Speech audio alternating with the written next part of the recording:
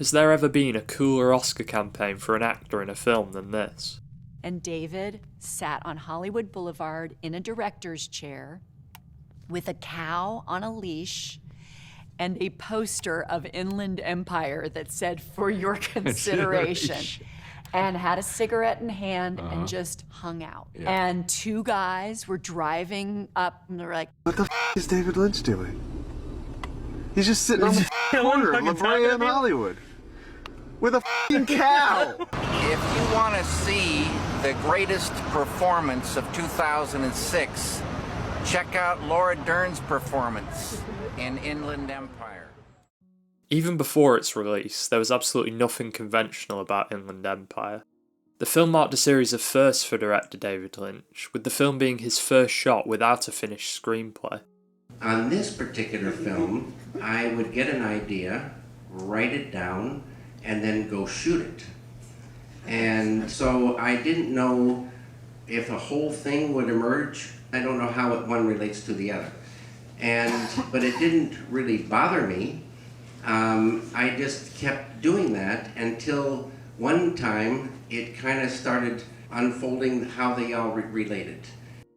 Inland Empire also marked the first time David would shoot a feature film entirely in digital. I love digital. And this particular film I shot with not a high-def camera, but a fairly inexpensive Sony PD-150. But the experience was so liberating and so beautiful. Automatic focus, 40-minute takes, lightweight. It's just built for scenes and going deep in a scene. The Sony PD-150 allowed David to shoot with a newfound freedom. The film features extensive handheld close-ups painted in a blurred, pixelated and sometimes unclear fashion. This aesthetic really adds to the film, elevating its overall mystery and ambiguity. Film is so beautiful, but it used to be in the 30s less quality, and this DV that I was shooting reminded me of that. So it's just some information is lost, and it made me feel like there was more room to dream. With all of this considered, however, it is unsurprising that Inland Empire is David Lynch's most inaccessible work. While I was watching Inland Empire, at the beginning I felt that I was struggling to understand the movie. Yeah, a common occurrence. One of the things about David's films in the LA trilogy is that he uses the medium of film in a very temporal way. The nonlinear narratives of Lost Highway and Mulholland Drive cannot be comprehended in a single viewing, and in comparison to these films, Inland Empire's narrative is even more nonlinear.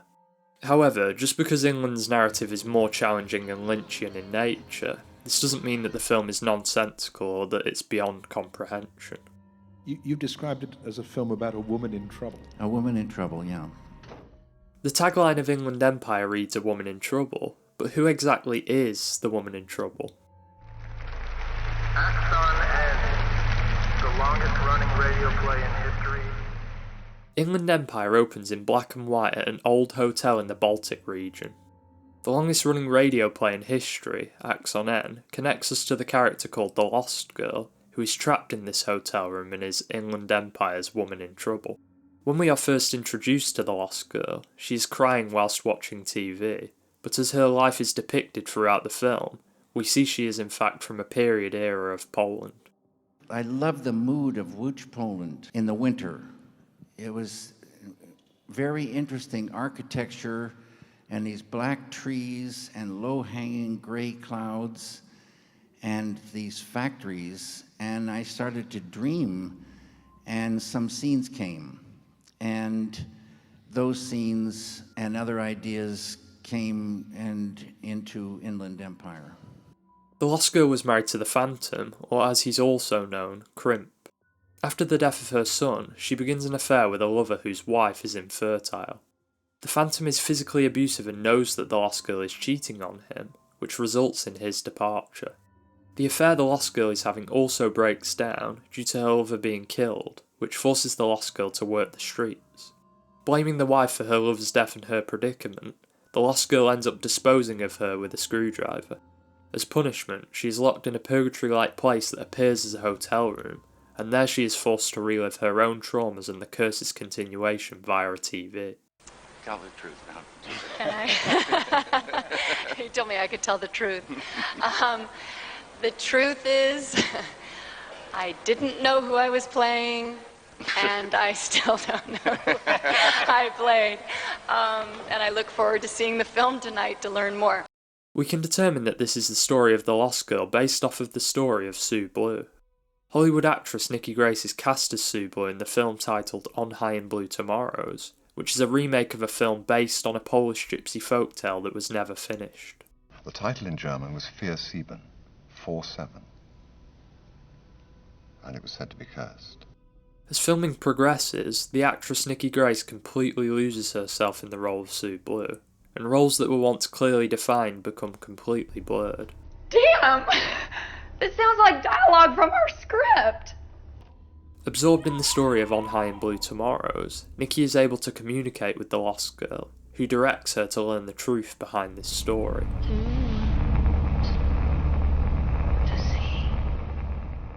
All of the events that took place in the Lost Girl's life are rehashed, only this time the outcome is different because Nikki was not alone in her quest to stop the Phantom and break the curse. Could you explain the presence of the three rabbits, particularly the one in pink doing the ironing? No, I can't explain that. Animals are the subject of multiple discussions in Inland Empire. I've always loved animals.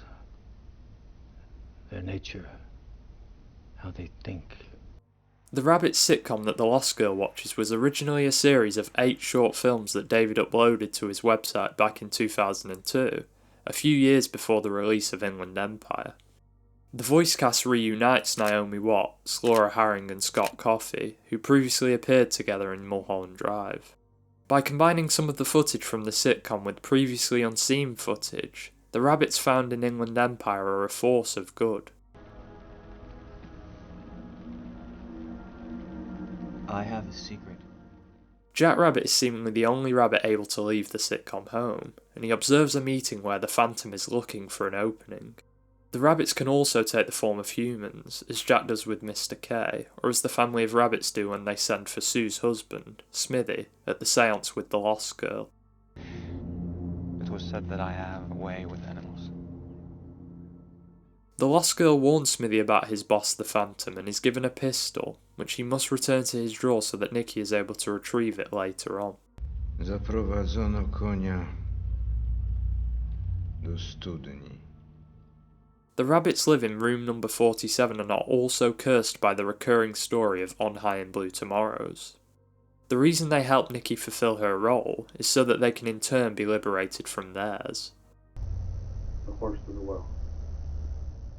They lead the horse to the well, but along the way, Sue appears to bleed out and pass on. Like, whenever we die, do you believe that then the consciousness doesn't continue, or do you believe it continues? Like, Continues. Continuum. You are you, and you just keep being you. The camera pans back to reveal that this scene was being filmed. Was it a scene, or was it reality? It's impossible to tell either way, but regardless of whether the body died or not, this event changes Nikki's consciousness. She passes to another dimension and is now able to see the Lost Girl through her TV. During the remaining portion of the film, Nikki does not speak again, and is guided by Jack Rabbit to a door that reads X on N. Beyond the door lies the familiar architecture of Smithy's house, and it is here she obtains the pistol that allows her to defeat the Phantom and break the curse, freeing all who were trapped in it. There's an expression, the world is as you are. So when things get a hair more abstract, you get a lot of different interpretations. And so if you see it that way, totally beautiful. This is my interpretation of the events of Inland Empire. However, I believe there is also a deeper meaning here. And Maharishi Mahesh Yogi teaches a technique called Transcendental meditation. It's a simple, easy, effortless technique, yet supremely profound, that allows any human being to dive within, experiencing subtler levels of mind and intellect, and transcend and experience this ocean of pure consciousness. David would begin transcendental meditation during the production of Eraserhead, and ever since it has been an essential part of his being and creative process. I've been meditating now since that July 1st, 1973, twice a day, ever since, and I've never missed a meditation. Transcendental meditation has several benefits, such as stress relief and relaxation. Your stress and tension and sorrow or depression or anything is going to start dissolving. Negativity cannot live in this light of unity. Transcendental meditation also promotes higher states of consciousness. If there wasn't any consciousness, we wouldn't exist. And if we did exist, we wouldn't know it. It's the I amness of life. It is life itself. Throughout numerous interviews, David has made reference to something called the unified field. Modern science has discovered and verified the existence of the unified field at the base of all matter and mind. So, knowing that there's a unified field, we all are united at that deepest level. David explains that the technique of transcendental meditation allows the individual to access this field. Anything that is a thing has emerged from this field of unity. It's oneness. The scientists know this exists, but if they wanted to get there, you can't get there. It's unmanifest. You can't walk into this field. But any one of those scientists could practice a technique, transcendental meditation. So how exactly does transcendental meditation connect to Inland Empire? The connection becomes evident when the first visitor meets Nikki, with their conversation being a microcosm of the events of the film. Lost in the marketplace. While reciting the old tale of the little girl who went out to play, the first visitor mentions the marketplace. But what is the marketplace? In an interview with Richard A. Barney, which is included in Criterion's release of Inland Empire, when discussing the film, David would say, and I quote, "There's a field of relativity. It has a surface and it has depths. There are, like they say, worlds within worlds within worlds. Just unbelievable stuff going on in the field of relativity.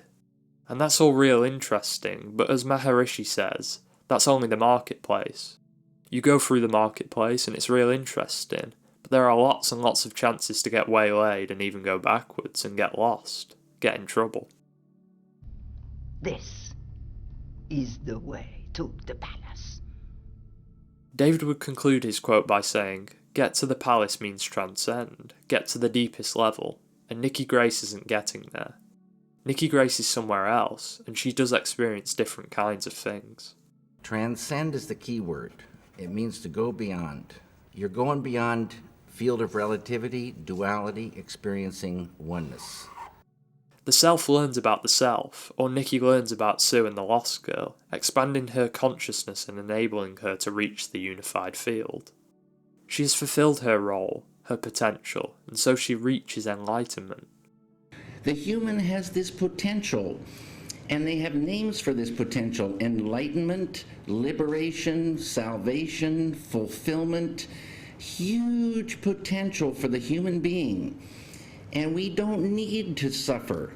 You enliven this thing and you realize that bliss is our nature. We're like happy campers, flowing with ideas. Like I say, these little dogs, their tails are just wagging. It's not a goofball thing. It's a beautiful, full thing. Really, really, really great. Everything that emerges is from the unified field, and the end credits show us David's very own cinematic version of it. Laura Harring from Mulholland Drive, the lumberjack with a log from Twin Peaks and Blue Velvet, and of course David's longtime collaborator and star of the show, the brilliant Laura Dern, are unified at the palace. As David said, even in the so-called dark things there is beauty, and what a beautiful ending it is, not just for Inland Empire but also for David's LA trilogy, and potentially even his entire filmography, given the recent news of David's emphysema diagnosis, and the fact that he is no longer able to direct films in person. It breaks my heart that someone who has given so much to the world would be in a position where he is homebound and can only walk a short distance due to his condition. But despite all of his difficulties, David said in a statement that he is filled with happiness. What a beautiful soul. I love you, David, and no matter what the future holds, from the bottom of my heart, thank you for everything. Thank you very much. And I wish you all the very, very best.